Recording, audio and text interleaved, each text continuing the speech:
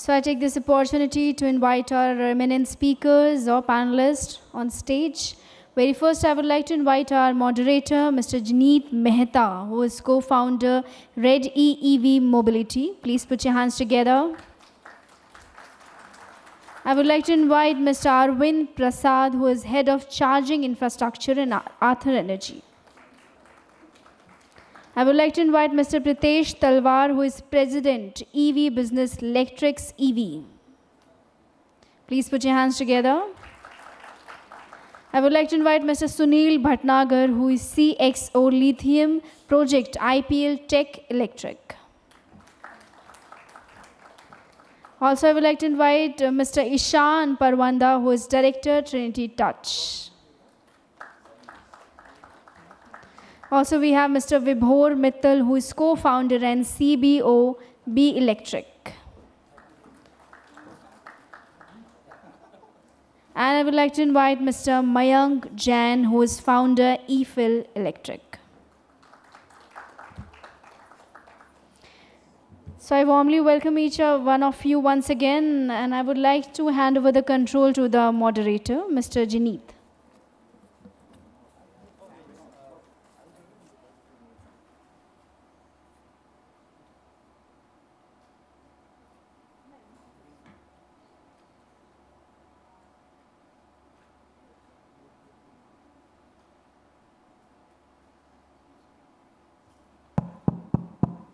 One is working. Hello, hello, hello.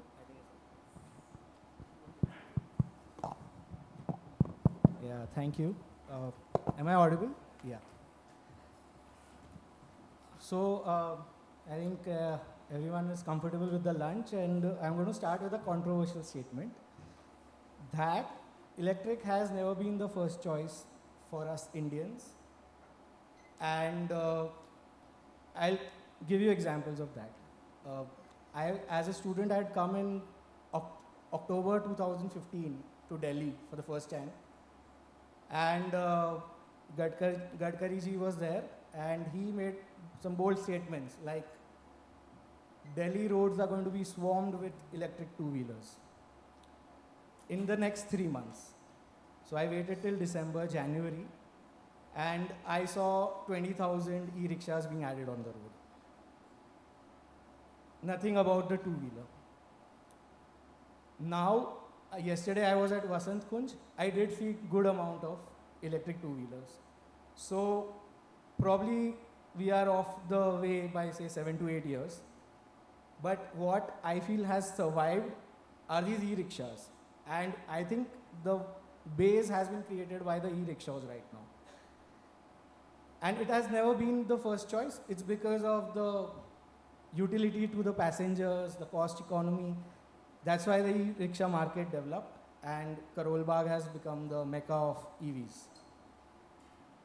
Coming even to the OEMs, I got a chance to meet the co-founders of Everest Fleet, Siddharth Latsaria. And since we are into infrastructure development, I proposed to him, let's make an EV hub. He's my school batchmate. But he said, I want your space for CNG. EV ka dekh lenge. So again, even for fleet owners, it's a second choice till now. Coming to OEMs, Pritesh ji will tell better. None of the two-wheelers till now has made money. It's only the e-rickshaw guys who are making money till now. Then I'll come to myself. I told my dad, let's start a Tata dealership. So I called up the relationship guy, and they said, you have to invest 5 crores. So the next day I put 10 lakhs and took a Kinetic Green dealership in Chandigarh. So again, it was a second choice for me. Coming to you audience, I am sure your first choice would have been to attend Anant Ambani's wedding today, but obviously this is the second choice.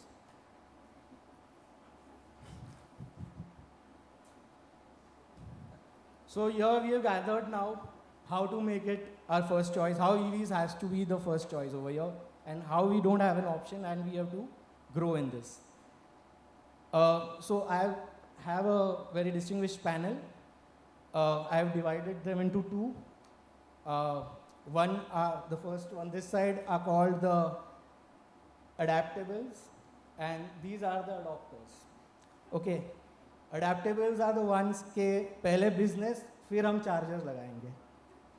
Adopters are the ones के पहले charger फिर business का देखा जाएगा.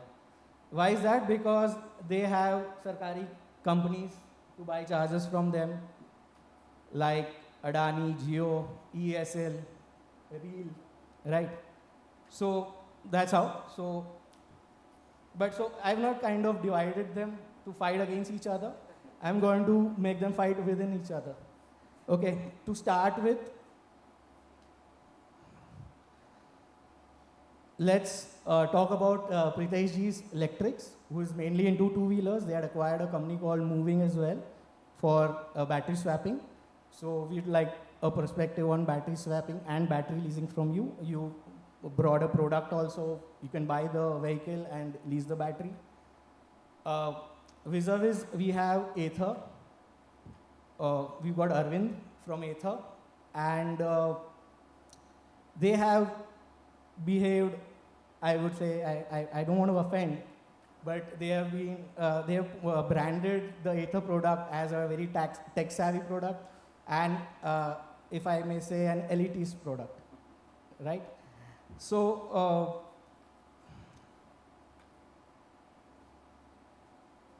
yes, so obviously I met Arvind before this, just at the event before this session, and the CEO of the company said, battery swapping doesn't work in India. Okay, it was a bold statement, but Arvind is good enough to say that there are many ways to reach God and to become the God of EVs. There are many ways to do it. So let's start a debate between Pritesh ji and Arvind ji. And Pritesh ji, please give a bit of, let's keep it short. I have many questions there for each of the panelists. Let's keep it short. Firstly, just give a briefly how you got into battery swapping, and is it more fleet driven? Like how I said, that demand is there, that's why you provide your fleet partners with the battery swapping solutions. And sorry to add, but again what happened was I had met with Tanveer Singh, and Mumbai it's difficult to set up swapping stations, so you have an alternate of fast chargers as well. So battery swapping versus fast chargers, please explain on that. Thanks, Janit. Just to kind of correct you a little bit over here, we make two-wheelers and we also make three-wheelers, which is not a fancy segment, but it's a very important segment in India. And I don't know how many of you know India today is the largest three-wheeler EV production base in the world. So we're bigger than China. Regarding swapping, what you said, and this is a very interesting question which everyone asks. And my simple answer to that is today, when you buy a ICE vehicle or when you buy a petrol vehicle, do you buy your life usage of petrol along with it? Do you? No one does, right? So why does a EV consumer need to buy the full battery, which is going to last, let's say, 3 years, 5 years, depending on the battery technology, in the full price of the product in the beginning itself, right? And that, according to me, is a big barrier in terms of adoption of price. As we all know, is a very price-sensitive market, especially for two-wheeler segment, right? And that's a big barrier in mind of the consumer, that what is going to happen with this battery. He doesn't understand the battery technology, what's going to happen 2 years down the line with this battery. But once you give him the comfort that, listen, what you're buying is the vehicle, the battery is on a swapping, I will take care of the battery. Tomorrow, if anything goes wrong with the battery, you can exchange, right, with the right battery. So that comfort in the consumer mind is very, very important. Secondly, that price barrier. So it breaks that price barrier, because you're not forcing the consumer to buy a full lifetime of petrol in the first purchase. You purchase and you buy as you use, right? If you swap more, you pay more. If you swap less, you pay less. So it takes care of every use case. Secondly, you mentioned about fleet operators. Now, a very big proportion of two-wheeler adoption is today happening with fleet operators. Not only fleet operators. I mean, yesterday I had a meeting with Zomato, the top brass at Zomato, and day after I'm going to Bangalore with Swiggy. They very clearly stated that by 2030 they want to become fully electric on their fleet. So for that gig worker, swapping provides a very, very convenient solution, because not all of those guys have charging available at their home. They can't charge at their home. And swapping provides a very convenient solution, not only for the gig worker, even for the fleet operator, because it brings down the cost of the vehicle for the fleet operator. So this is what our philosophy behind swapping is. Yes, like you said, there are many ways to God. So I think there'll be both types of consumers. There will be consumers, let's say in cities like Bombay, where it's difficult to set up swapping stations, who will probably go the fast charging way. But there will be a lot of consumers who will actually go the swapping way. I can tell you right now, I mean, there's a company, all of you know about it, there's a company called Battery Smart, which is using swapping on three-wheelers.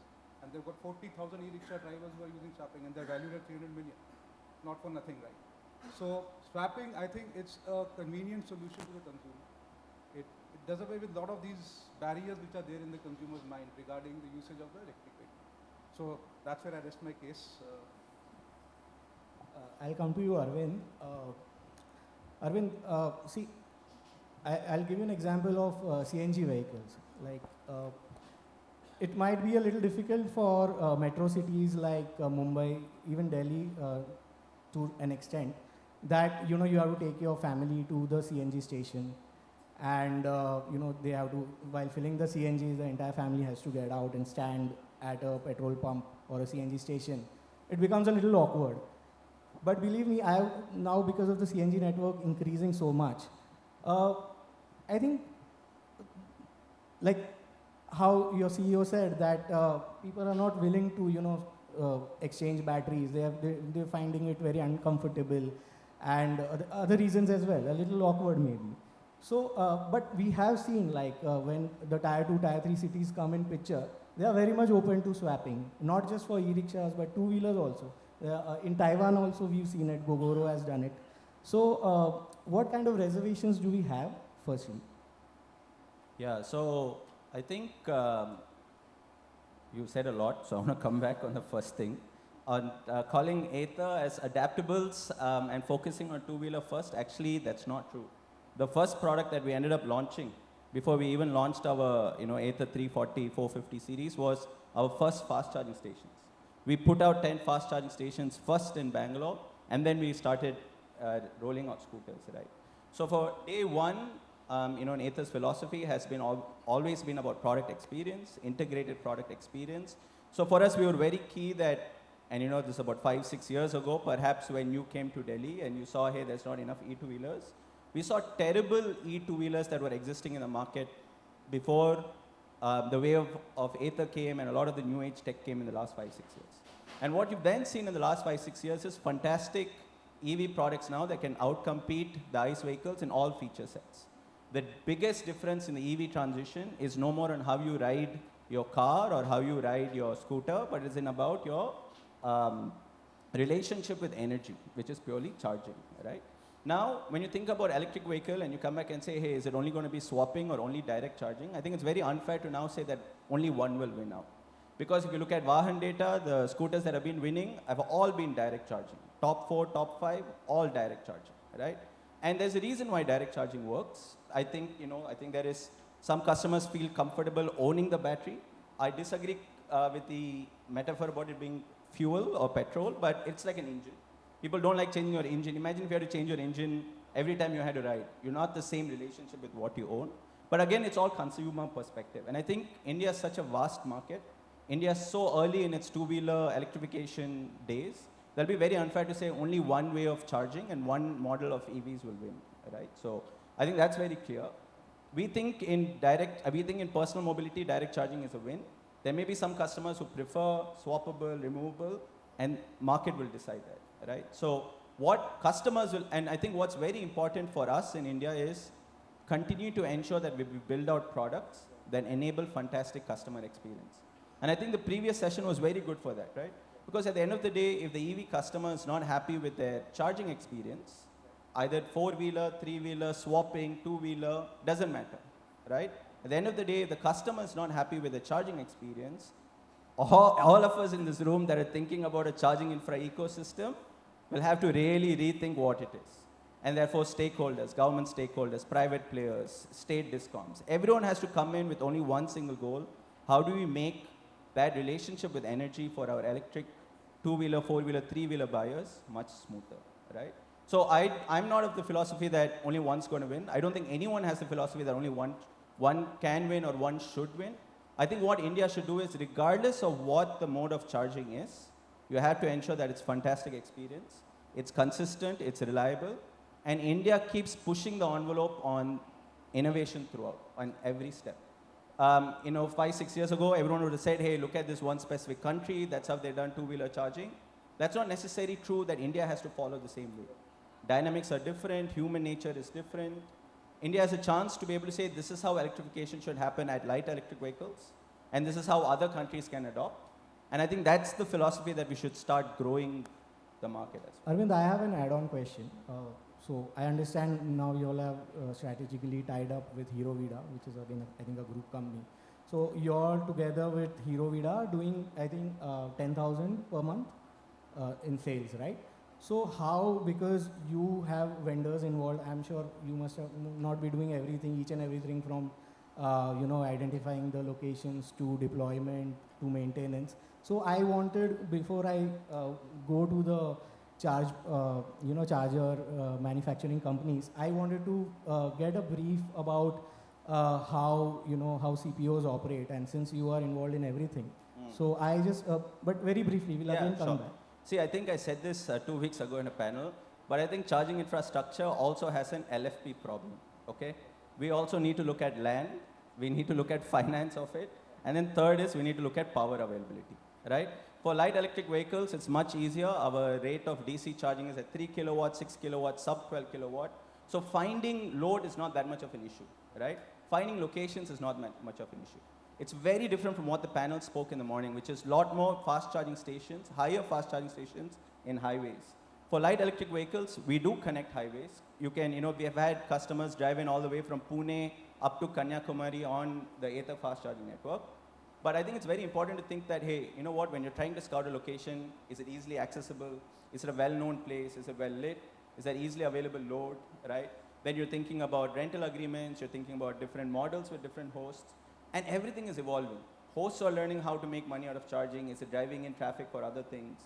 And it's very early, right? And I think in the next 2 or 3 years, you'll start seeing models becoming more concrete, and I think more predictable on how you can scale up charging infrastructure. For now, what is true for highway charge or for car fleet charging and for two-wheeler charging is that you still need great accessibility, great reliability on power, and finally you want to find locations that allow customers to be able to ride free, and I think that's always the intent for any CPO when they scale up. Thanks. Since we've talked about the L2 market or the two-wheelers, let's go to the heavyweights. And I want Sunil ji, he's from IPL Tech and belongs to the Murugappa group, and they are into, I think, 55-ton payload heavy vehicles, essentially for cement mixing, etc., right?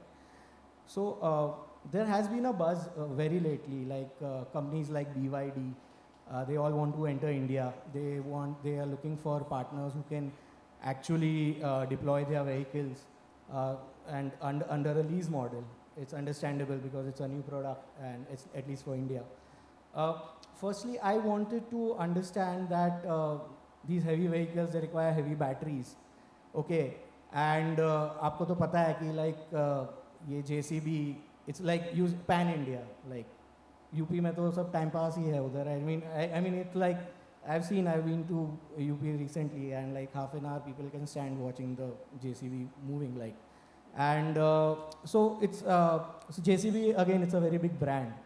So how these these kinds of off-highway trucks, be it similar to JCBs and all, what are the kind of charger infrastructure challenges, first of all? Secondly, because they are at construction sites, prior power might not be available. So what are the unique challenges? I wanted to know about it. Yeah, thank you. See, we make electric trucks. These are known as battery electric vehicles, basically, heavy duty trucks. And we make truck GCVs 55 ton. So these are the heavy duty trucks, basically, with a battery capacity of 258 kilowatt hour in 614 volt. So it is a high voltage system, and it is a pure electric, okay? So that truck we make, and we are doing this for last 3 years, and we have 2-3 models already homologated, and they are selling very good quantities. Now, presently what we see, because this charging infra is a challenge on highway, because when you have such a heavy battery, the charging rate you require around 150, 160 kilowatt. So that kind of charger is not available. So what was our strategy? We started in a closed loop industry area.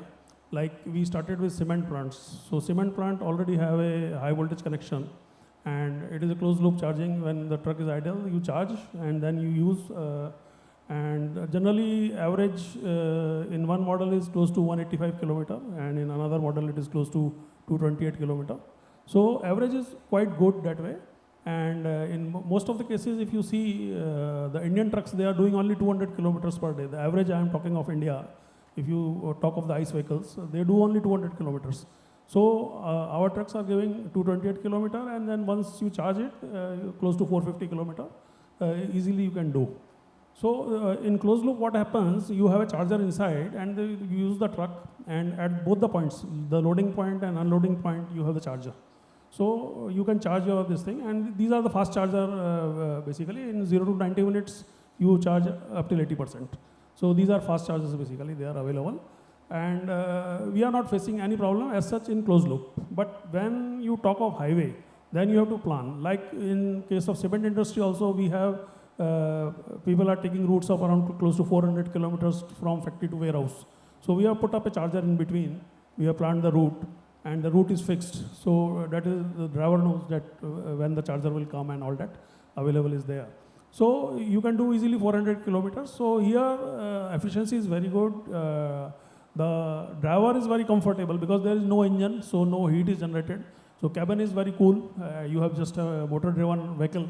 So the cabin is very cool. You can drive easily for 200 to 300 kilometers without any problem. There is no fatigue and nothing like that. So all these things are there. So mostly we are working on closed loop, first thing. Second thing, now government has planned to electrify 8 highways, and total number of highways which will be electrified will be 23 in coming year. So on 8 highways, they are doing the POC, and we are trying to participate in some of the POCs basically. So there also these POCs are done in a distance of around 250 kilometer to 350 kilometer.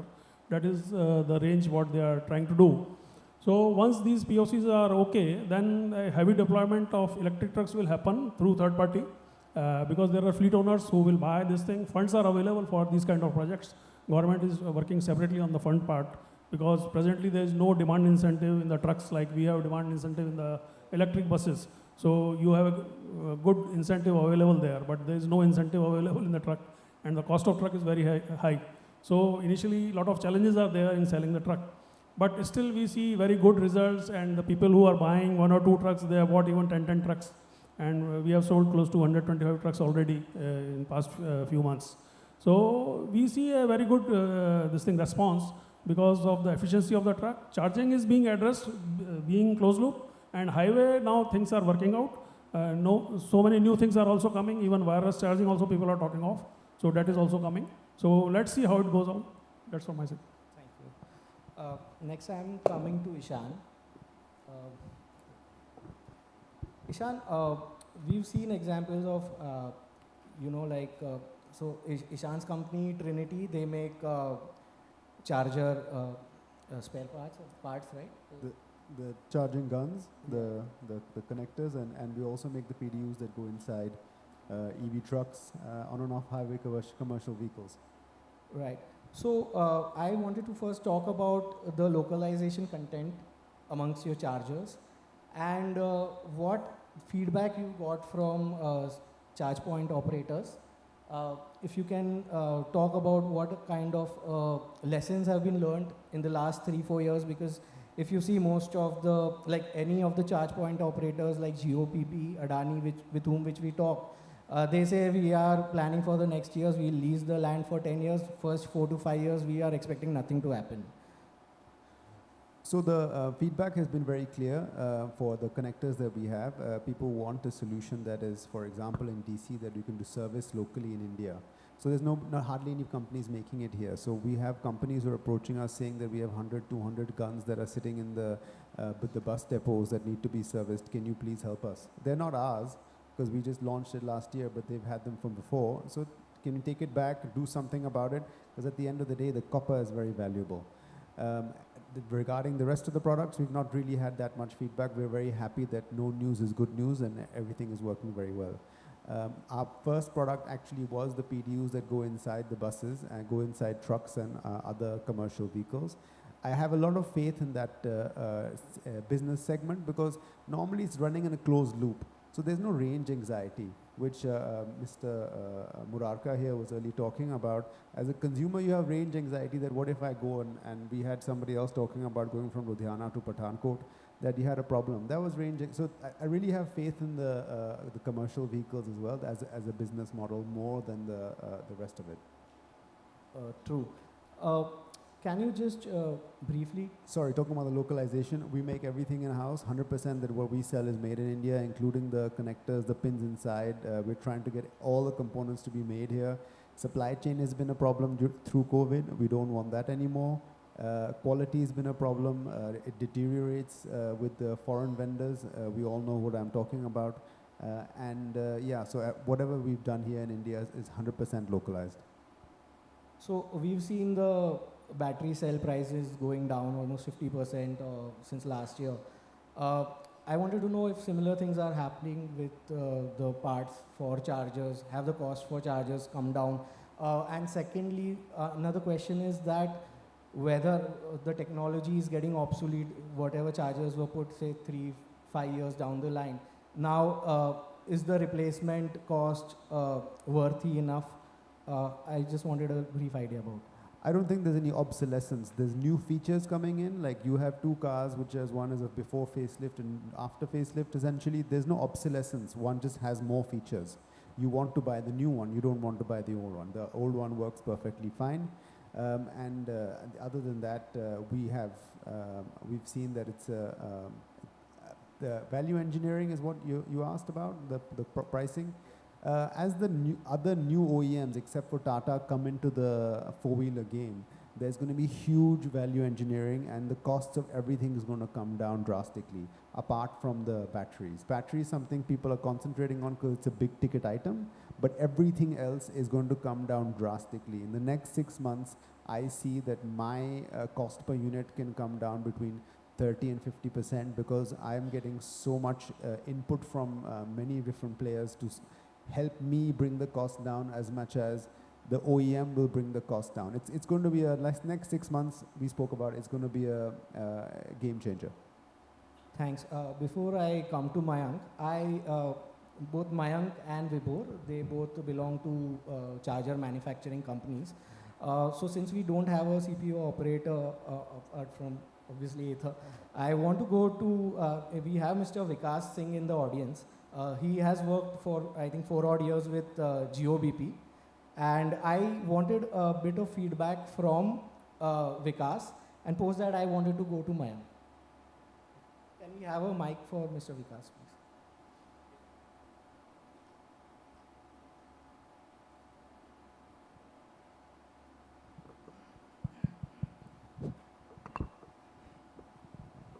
Thanks, Janet, and big congratulations to you for organizing this wonderful event, and thanks for inviting me. So, as you have rightly said, this success factor is actually even the product OEMs, the technology and service integrators, they all are mimicking the user behavior, and they all are continuously doing the innovations to provide best features, better safety features, and etc. So, I believe in terms of survival and thrival for the CPOs, they continuously have to evolve with new features, and they have to sustain through the uptime. So they have to maintain the reliability of their infrastructure, they have to maintain the uptime. That's where their struggle is, along with the safety. So I conclude my feedback here that the product OEMs, as well as the technology and the service integrators, they have to continuously evolve. For example, I would name some of the OEMs like Adore. They are building wonderful products with advertisement screens and other things.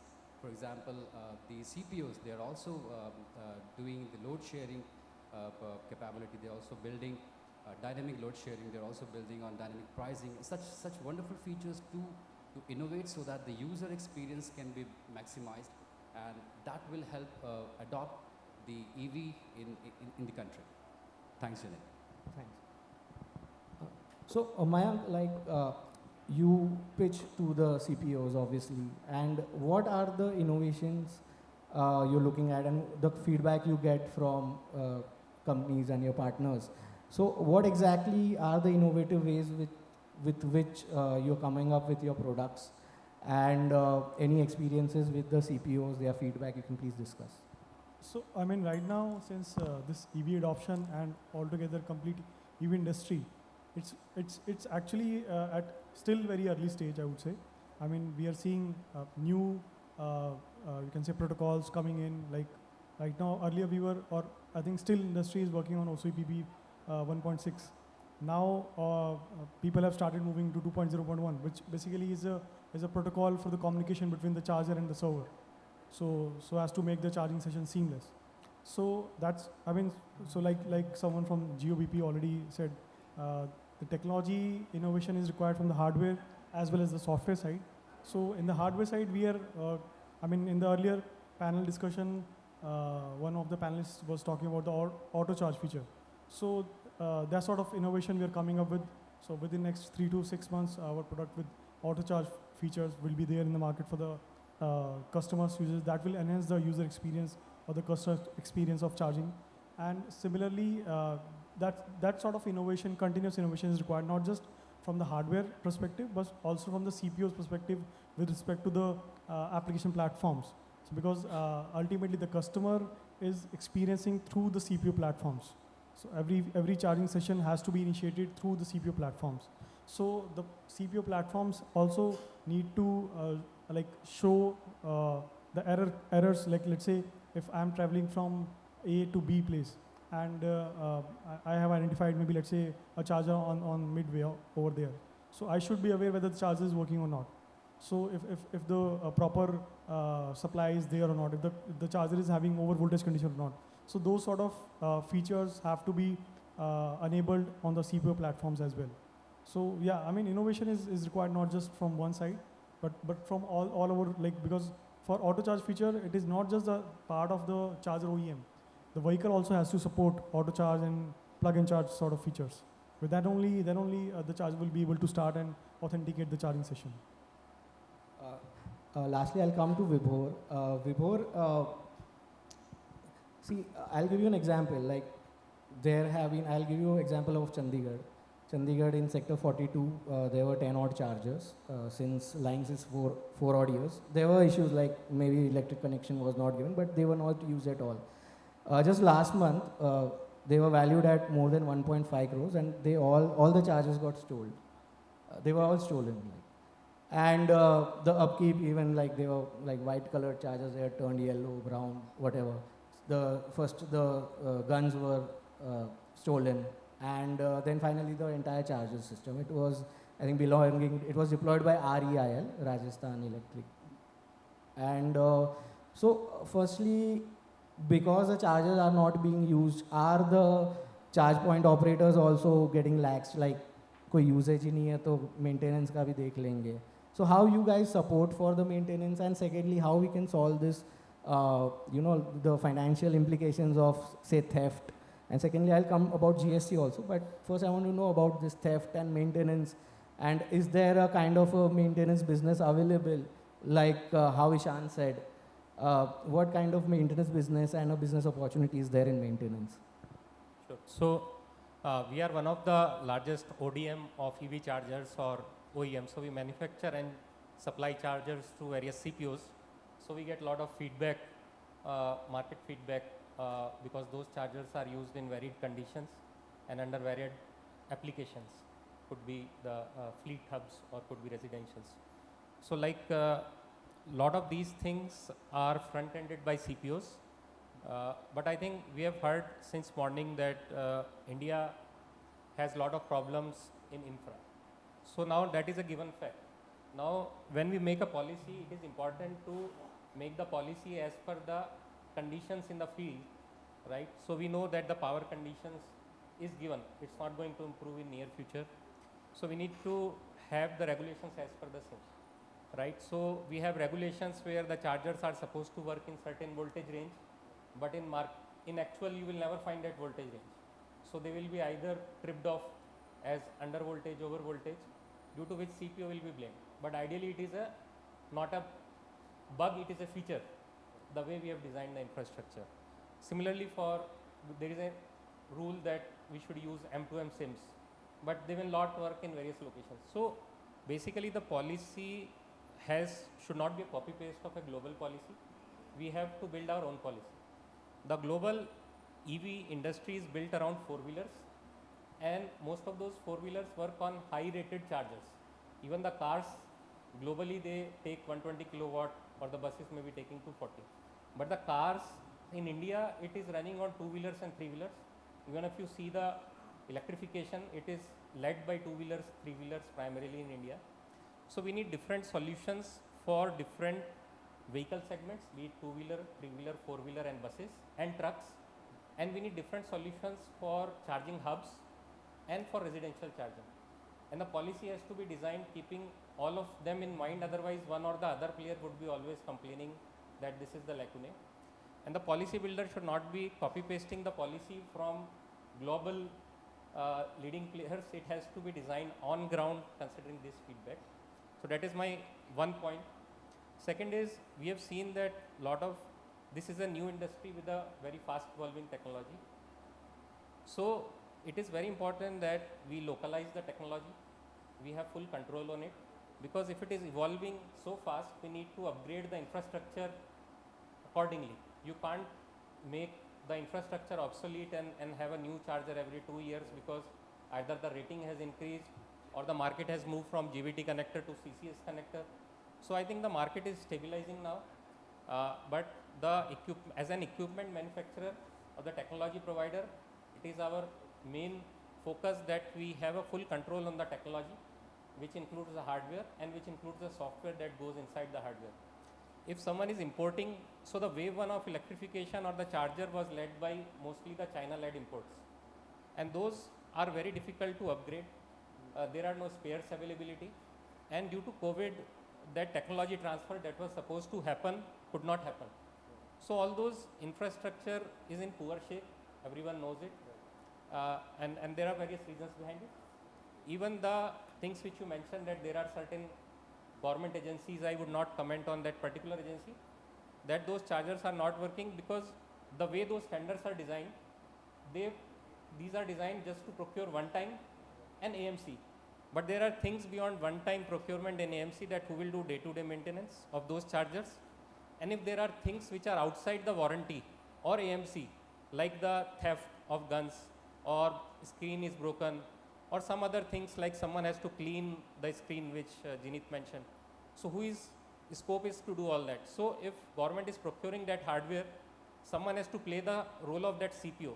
So the private CPOs have their players who will clean the chargers, maintain the chargers, make sure their runtime is there, checking why the charger is down, collaborating with the charger supplier and making sure it is up and running. So for those government tenders, apparently there is some lacune where there is some lag on who will take care of that. So that's why if you see the new tenders, government is not taking the ownership of buying the chargers. They are inviting the CPOs to set up the chargers for them. So I think that's one change that we see. In terms of technology upgrade, of course, the hardware has to be designed in terms of what the market needs and what the future needs. So as Mayank mentioned, that we are going to OCPP 2.1, where we will be leading dynamic load balancing. We will be needing features like plug and charge. So we have to design the hardware keeping those changes that will be expected. Those are expected to come in next 2 years, so that we are able to upgrade the same hardware, right? So we don't have to change the hardware. So lot of future proofing of the technology and control on the core technology of this is one of the key differentiator, I would say. Ishan, before going to the other side, I wanted to know, like, what are the new innovative products, especially in portable two-wheeler chargers, which foreign markets have adopted. Maybe from Ather also we'll get an input. But what kind of trends you are seeing, especially for two-wheelers, considering a lot of now charging is for leased batteries as well. There's bulk chargers deployed at stations. So any idea about that? We are manufacturing the Type 6 gun at the moment. We are going to start making a charger that fits into the Type 6 gun as well, that goes with the scooter. Type 7 is next, which is the Aether one. That's the next on the cards. Foreign countries, I think India is definitely the leader, apart from maybe Japan and Taiwan, in two-wheeler. Indian companies are leading the way. So whatever you see here will happen in South Africa or South America, Indonesia. We are at the forefront of two-wheelers. So in terms of foreign trends, I'm not aware of anything beyond what's happening in India and yeah. Arvind, you want to add to it, especially on the specific standard of which you all have developed? Sure. I think I agree with what Ishan said. What's going to happen in India on electric two-wheelers is what I strongly believe Southeast Asia will look up to and start adopting also. Everyone goes towards how Taiwan did it, and then they say, okay, that doesn't work for us. Let's see how India is doing it. And then they say, hey, wow, India's numbers are really good. There's variety in all the options and innovations. And I also think what's very important, and I want to talk about the Lex standard very briefly, is that another great example of what Vibhor mentioned also is not only policy that is catered to India, but technology that's developed for our needs is very important, right? When the Type 6 standard is there, it's a DC alone standard, that's great. But in the light electric vehicle space, there was no standard that enabled both AC and DC charging. Now what that means is if you end up sticking to one standard, you will never be allowed to innovate on any electronics possibilities on the scooter on the light electric vehicle side, whether it be transitioning from off-board to on-board. And so you're stuck because someone else has dictated a standard, you've adopted it, but then you're not being able to manage it for what the needs of the country are, right? Or the needs of the scooters. So what the Type 7 standard does is great because it's an acceptance that, hey, the CCS2, which was the combined charging system for, let's say, four-wheelers and that power rating, there was something that was missing in the entire global standards on light electric vehicles, and we needed a combined charging for AC and DC. So now when India is going to start thinking about EVs and be, let's say, the beacon for how electric two-wheeler needs to happen in scale, we also need to start thinking not only about exporting products, but exporting standards. Exporting standards for others to adopt will be the true benchmark on us leading two-wheeler adoption, right? Because people are going to look and say, how did India go about doing it? What came out about, what happened because of India's two-wheeler leading adoption, right? So I think there's a lot of innovation roadmap that will start coming out on how India takes approach on light electric vehicle electrification. And I think a lot of use cases will start coming out from India. And you'll see a lot more research reports in all these global countries that say, hey, this is how India's done it. These were the policies that enabled it. But more than policies, this was the private innovation or technological innovation that enabled electric adoption. And I think that's how we should see standards evolving. Standards that identify a gap in the global EV standards, fix that, figure out what works well for India, and see, hey, you know what works well for India can be now taken globally as well. And that's how I think we should start thinking about India's electrification journey. I just wanted to add just two things. One, if anything is working on a subsidy in India or anywhere in the world, once the subsidy finishes, there's a big question mark what happens next, right? So, and that's an obvious thing we've seen in other places as well. So in that respect, FAME, etc. is all good, but when it ends, we don't want the party to finish. So I'm kind of, so anyway, that's all I'll say about that. And the other thing I'll say is that I think there's enough space in India because we have a lack of the old saying about there's a country, nobody's wearing any shoes. Some people see that there's no market for shoes. But the other person will say, actually, there's a huge market for shoes. So I'm saying in India, there's a huge market for mobility, for CNG, for electric, for swapping, for diesel, for electric buses, CNG. But I think there's a huge market. I think all models will work in India. Everybody's economics is different, including taxi guys, Swiggy or Zomato. Their economics is different to a taxi company, and somebody's different in Bombay versus Delhi. So I'm saying all models. We are essentially 26 countries here, if you look at us in that respect. So everything, there's space for everything. Thanks. Pritesh, so with the fall of battery prices, a lot of OEMs have entered the market which are providing battery as a service. But again, you guys also have made a swapping station, but that caters to a particular size only. So you said you are also into three-wheelers, which ideally require bigger batteries, although Battery Smart uses two of the batteries. So if we don't have a standardized size of batteries, and there are multiple players, and since you are an OEM manufacturing scooties and three-wheelers as well, how are you encouraging small battery manufacturers who want to lease their batteries, who are willing to provide batteries? There are companies associated with you also like Luminous. So how you can pool what Battery Smart is doing, what kind of a similar business model can be taken up? Because right now it's just e-rickshaws and proper simple charging points which are there, and you see in Delhi there are I think almost 5 lakh rickshaws in Delhi itself. And so it's pretty much unorganized, but there are a lot of battery players and they're providing cheap batteries, lithium batteries now. So there's a huge transitioning happening from lead acid to lithium. So firstly, about the retailing of batteries which can be leased to gain confidence of the customers about the technology.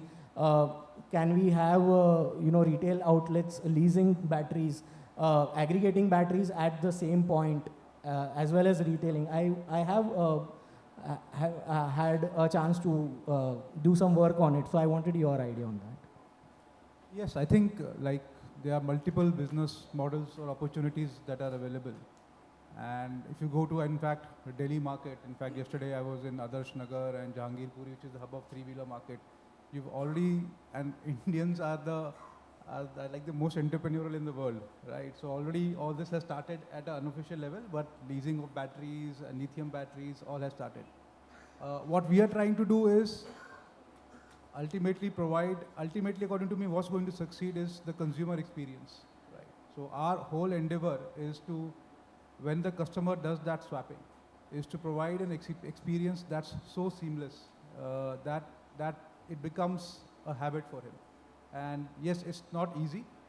It's not an easy journey, but we are manufacturing our own base stations, our own battery swapping stations. We are focusing on the customer experience. And second thing we are focusing on is at the cost. So how to give the best customer experience at the lowest cost. So I would say the best consumer value proposition is what we are focusing on. And we are going to make these all unmanned for now. So they're going to be fully unmanned. And that's the kind of experience we want to give to the consumer. That's the kind of confidence we have in our technology, that even with the unmanned station, the consumer will get the best of experience. And the consumer I'm talking about here right now, we still haven't got the adoption of, let's say, the B2C consumer is actually a rickshaw driver or a gig worker. For him, even a uptime of, let's say, if he gets a downtime of 1 hour a day, that's 1/10 of his income lost, right? So the amount of opportunity lost for him, for even if his thing gets delayed by even half an hour, is huge, right? So that's the kind of strenuous test we are putting our systems through, whereas we feel that they should get an uptime of at least 99 to 100%. So there should not even be a single swapping failure for the consumer let's say he does 100 swapping. There should not be even one single failure.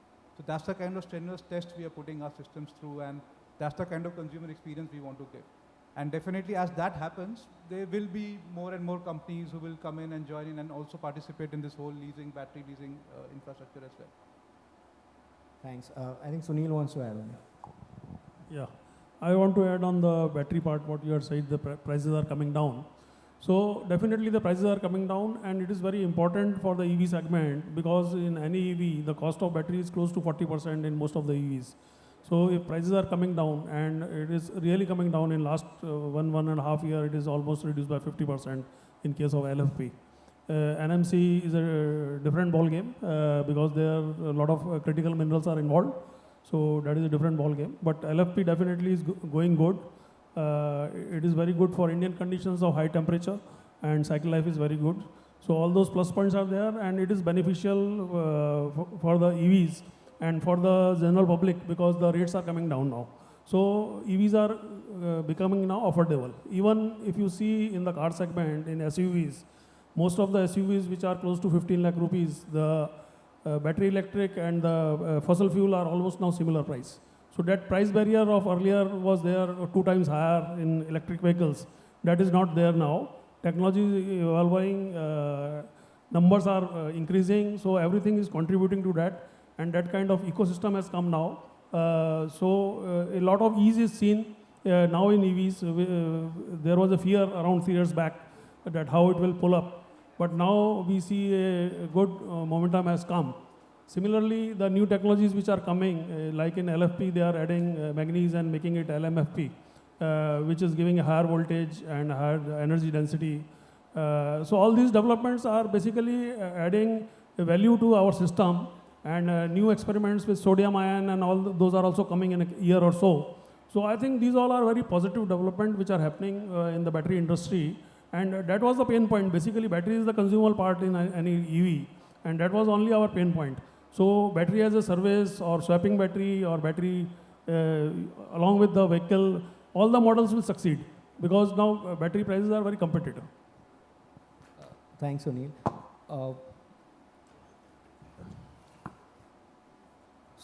Ishan, I recently, since I provide infrastructure, so there are these private bus operators who are not able to use the government infrastructure, as in the government bus depots. So what are the challenges? Because the size of the buses is so large and the space requirement is high. So in say 5,000-6,000 square feet, hardly 2 buses can fit in. Yeah. And obviously because of the short range, even the land acquisition cost is high. So what are the unique challenges for these private bus operators? I think private bus operation in India, it's a huge opportunity, especially for electrification because of theft of petrol. That's the biggest challenge. These guys, and India is a country which is either on buses or on 2 wheels, like a majority if you talk about mobility. The challenge is, you spelled it out pretty well, that the land acquisition cost, how do you do it? I think the end of the day, they will need to have access to either government networks or networks through like a oil distribution agency. We've seen the trend of the kind of chargers that are coming up in oil distribution platforms. I don't think they'll be able to support the buses, but I think that will be a fantastic lesson for the thousands of crores of our money that's ending up in another foreign country through supply lines. That will be a fantastic lesson. I think Ravin from Quench was talking about that it's an expensive lesson. That will be the expensive lesson that will be. And at the moment, I found that all the DC guys, the biggest customers are the bus infra guys, the bus depots. So hopefully they'll find a solution together as well. You talked about thousands of crores of our money. So one point I wanted to raise to both Mayank and Vibhor was that there is a double duty which is being paid on by the CPOs. Like since electricity doesn't come under GST, even petrol or diesel doesn't come under CNG, under GST. So they are not able to claim the input credit for the same. Neither they are able to reimburse it. So you have to pay for the entire charging consumption, and entire bill amount you have to pay 18% another GST apart from the electricity duty, and you can't even claim the input credit for it. So when the volumes increase, it's going to be a big challenge, and it's a double taxation.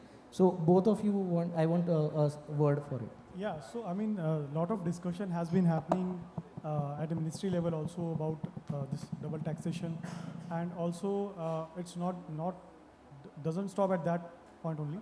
Furthermore, when the CPOs who are like giving charging services to the fleet operators, it impacts at the fleet operators also, because they are going to charge at 5%. So at one point, the CPOs are getting a double taxation through the they have to pay the GST for the electricity, and then when they add the service charges on top of the electricity bill, so they charge to the end customer. So double GST is getting getting paid by the end customers. Further, in case of fleet operations, so fleet operators pay at 5% to the charge point operators. So there, the duty drawback issue happens, where the GST funds get blocked wherein the CPOs are providing services to the fleet operators. So the issue of taxation is basically for both, like for the fleet operators also, not for the fleet operators, when the CPO is basically serving the fleet operators, so ultimately they are getting their funds blocked. And secondly, to the end customer who is getting billed at 18% because it is being considered as service. So right now already many discussions have been going on whether to provide the separate billing, like to exclude the electricity from the billing for the end customer or not for the complete charging session. So it's not yet decided or done by the industry. I mean, it's not adopted whether it's going to be a single GST taxation or maybe double, like what's happening right now, right? Right. So before Mayank talked about the blocking of the CPO funds.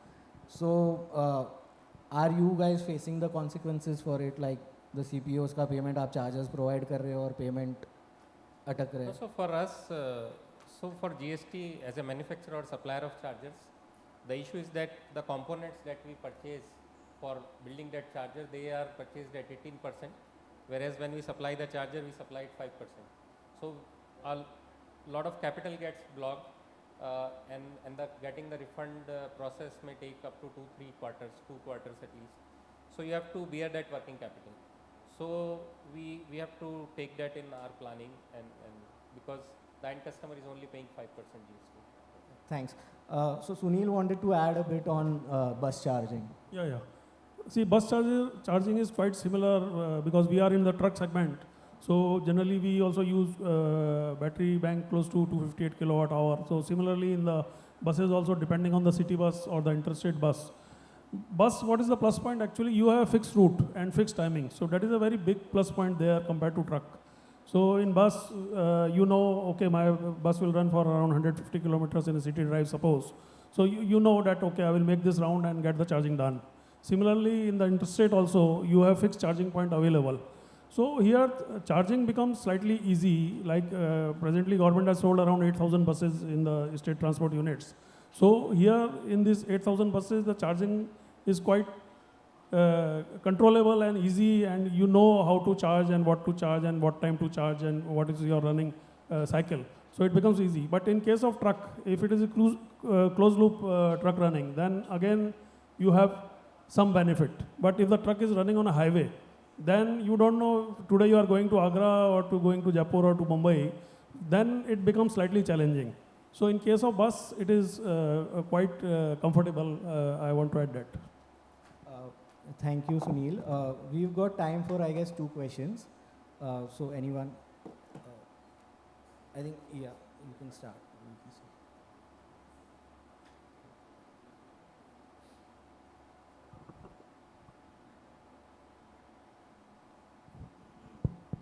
Hi.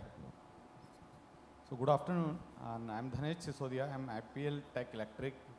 So in the morning, my question is also relevant to the morning session also and this session also. I am not saying we haven't think in this way, but this is coming in my mind because in a fuel, it has been started fuel on door. Repose Energy is a one startup. They start giving the fuel on site. In a battery also, there is a range anxiety and charging anxiety. These are the 2 concerns. In a Bharat Mobility, Volvo has displayed the mobile charger. So somewhere, if you stuck up, so you can get the charging there only, and the time would be in a very less as compared to somebody will pull your car or somebody pull your vehicle. So maybe in a charging infra companies, so this would be a very important point. Sometime you are stuck up in a somewhere where moving from that place or maybe along with the family to stay and stuck up in this area. So that would be harmful for you, or maybe you are scared. So that time, if charging infrastructure company come in this way solution, either your swappable battery can be provided you in that place, or maybe in a mobile charger, you may charge for extra for that. But this will solve all 2 anxiety. One is your charging anxiety, and another one is in a range anxiety, which is very less. And I have experienced very well in once I was stuck up with Blue Smart Taxi. So 2.5 hours I spent on road, so I can understand what is the pain on that time. So that solution can be done within 10 to 15 minutes. So that is the one. And second, also I am adding, so that is the vandalization. Got it. So Your question is around, can we enable mobile charging, right? Yeah. Yeah, got it. I think there are startups who've raised money for it, so I don't want to say I don't think it'll work. But I think it's a very intermediate solution and not the current long-term thinking that we need to do. It may be a solution that may work at this point, but I don't think you're going to find people waiting by the time someone comes in with a charger, with power. They have better chance of convincing wherever they're stranded, especially if they run out of battery. If they run out of battery, to convince someone to charge for 1 or 2 hours till they get to somewhere else, rather than wait for someone. But I think the anxiety that you talk about, range and charging anxiety, is true. But range anxiety happens to customers before they buy the EV. Once they buy the EV, their habit around the EV evolves along with it. Charging anxiety is true, but also now you are able to charge your car, your scooter, like many people said. More than 80% of charging happens at home, happens in office spaces, right? So what ends up happening is you're creating a solution for a very small, minor use case, which I don't think will be sustainable nor scalable. And that is my take. But we can talk about it separately. Yeah. But I don't think that's it. So I somewhat agree with Arvind on that, because I mean it's like a roadside assistance. Yeah. So for example, you run out of fuel, so we have like roadside assistance wherein people come and provide you with fuel, right? So this is also similar case somewhat, but in this case particularly, there's a lot of complexity with respect to the battery pack being so heavy, and I mean ultimately you have to charge that battery pack also, which is running around, right? And when let's say you are stuck on road, you'll be waiting for maybe a roadside assistance with a charging, or maybe a battery enabled charging station to come. So you'll have to wait for that long till that support vehicle will come and maybe give you maybe X amount of energy for your further journey till the charging station, right? So there are, like Arvind already said, that there are a couple of startups who are already working on this problem statement. But I feel this would be a very limited use case, and also the reach would also be very limited. So I think you answered well in the perspective of two-wheeler and three-wheeler, but I am talking about the whole. So now there are the sites, there are the mining sites.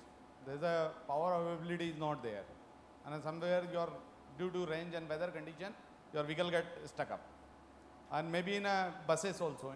A bus is not within a city, but it is within 2 cities. So I am talking about the whole, and you appreciate it after having so many fuel stations. Even the startups are coming to provide fuel on doorsteps, and not because of that the people are requiring the fuel on their doorstep. They also considering their practical problems, and that's why these startups are coming, and Repose Energy is doing good in that way. Yeah, so I'll give you an example of that. I mean, so there is another startup who has integrated our charger, DC charger, on a you can say Tata 407 vehicle, sort of vehicle, and has connected that with a CNG genset. So there are many such innovative solutions coming up, wherein they have integrated a CNG genset with a DC charging station to ensure that people are able to charge the vehicle on road as well. One more question we are taking from, I think that's Sardarji. We can give the mic over there.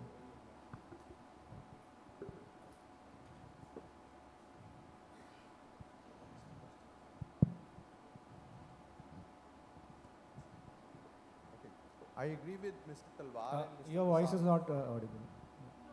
Closer. I agree with Mr. Talwar and Mr. Prasad that both the fixed and the swappable models can progress together. Now, I am a primarily a B2C dealer who presently deals only with fixed vehicles, EVs, including kinetic. Now, supposing I feel that a customer, when the price of the EV is halved, say almost 50% by removing the battery, and if we consider such a model, there is a strong possibility that many customers could want that. But in that case, the customer benefits by saving almost 40-50% of the value. But is there such a brand or company or some proposal that if a B2C dealer wants to keep the EVs, two-wheelers and three-wheelers, then the battery part will not involve capital expenditure on the part of the dealer? So I'll just add, I will take the question to Pritesh ji. So what challenges generally the fleet owners as well as the retailers face is that the OEM, the vehicle manufacturer just takes their hands off and they say the service is going to be provided by the battery OEM. So just to answer your question, we already are not exactly a swapping model, but we are already running with our dealers, which are like you, right? We have electric dealers, a subscription model, right? Wherein the vehicle is sold by the dealer, the battery is sold on a subscription model to the consumer, which is taken care by moving. So moving is a subscription family, so there is no investment of the dealer in that. And in fact, the dealer gets a slight margin on the subscription also, right? So therefore, it's a recurring income for the dealer, and there is no investment from the dealer on the battery. Yeah, please. Sure. I think we are done with the time. So thank you all. It was a wonderful, informative session and a very insightful session. Thank you. Thank you so much, everyone, for putting light on such important aspect.